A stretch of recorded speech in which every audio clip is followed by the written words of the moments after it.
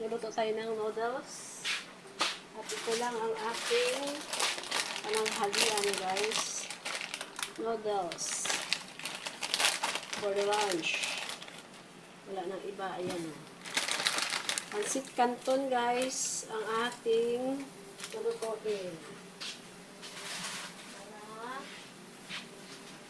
Hindi na tayo hassle magluto. Pansit Canton na lang, guys. Pansit Canton. Ayan o. With hotdog. Pansit Canton naman hotdog. Lalagyan na lang natin, guys. Lalagyan natin ng gulay. Gulay, guys. Gulay. Yan. Kasi nakakasawa din yung puro ano lang, Pansit Canton lang.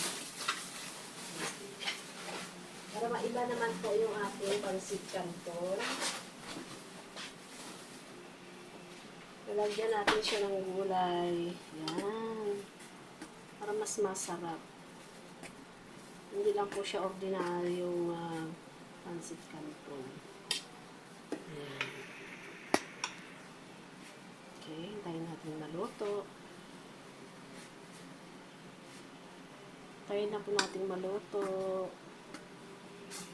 Ayan. Sige lang, ukay-ukay. Ay!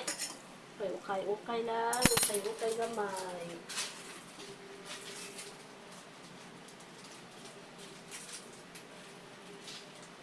Ilagay naman natin yan. Kakaiba po yan, Pansit Canton dahil para meron po siyang lasa. Ayan.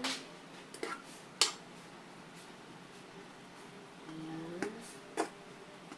Pansit Canton. Okay.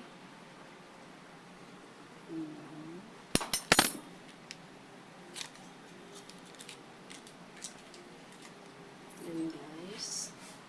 Okay na yata to. Hindi rin natin lalapain para mas masarap. Okay.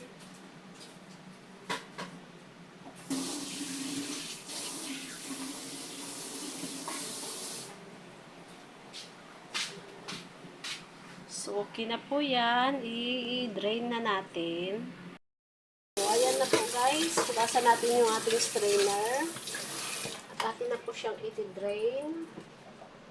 Ayan. I-drain natin para mas tumulo. Ayan. Ayan, guys. May hotdog pa yan. Guys, after drain, ilagay natin dito sa ating plastic bowl. Para less hugasan na rin siya. No, lagay natin dyan sa ating plastic bowl. At ilalagyan ko po ito mamaya ng boiled egg. Yan. Para mas masarap. Ayan. Next na po ako sa hugasan. Kasi para mabilis. Ayan. Lagay natin yung seasoning. Huwag na lang lahat. Kasi para hindi naman masyadong maanghang. Yan. Solve na po ang aking pagkain for lunch. Yan, guys. Napakasarap na po yan. Yan. With hotdog pa po yan. Tapos mamaya lalagyan ko pa rin siya ng itlog. Ayan na rin po, guys. Luto na yung aking 2 boiled egg. Ayan. Balatan natin yan. Ayan na, ating babalatan yung ating 2 egg. 2 boiled egg. Ayan. Oh, ito na po yung aking Pansit Canton. Tara, kain na tayo. Ang sarap. Amoy pa lang masarap na. Lalo na yan, oh. Yung mga sahog-sahog niya. Kain na po. Let's go. Bye na po, guys. Salamat sa panonood.